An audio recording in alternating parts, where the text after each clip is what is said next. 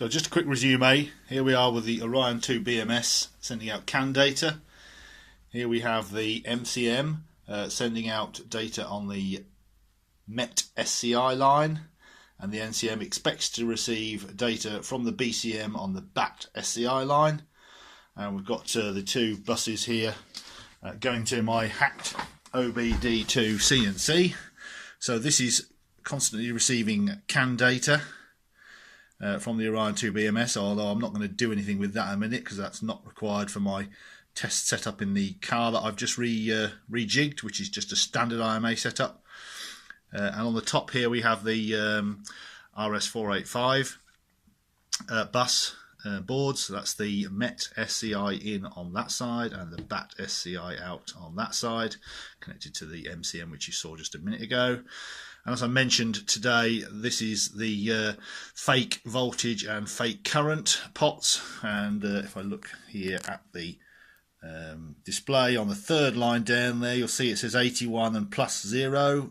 81, that's actually, you have to double that for the voltage, so that's 162 volts, and plus 0 is 0 amps. So if I just look at the amp value and I twiddle the pot, you can see I can adjust that between plus 50 and minus 50 amps, but for the time being I'm just going to set that on 0. So the idea is to plug this briefly into the car tomorrow and see if the car, just with the ignition turned on, is happy with the data. That's the key stage really. If it's happy with the data, because obviously without the motor turning there won't be any current being sensed by the MCM motor sensor or the phase sensors, so it would just be the battery sensor. So they should basically be at 0, pretty much at 0 amps.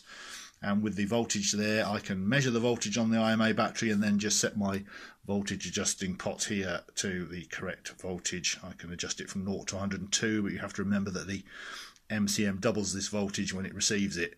So I set it at about 80, which will be about 160 volts. I'll just need to measure my AMA battery tomorrow. So basically it's just going to sit it in there, connect it to the MET and BAT SCI lines and disconnect the current BCM which is in there, and see if the car will turn on and the ignition will come on and it will sit there without any errors. If it does, then that proves the basic concept and the basic code is running correctly. Then it's just a question of changing these two items here, the V and the A, for actual live data from a battery pack.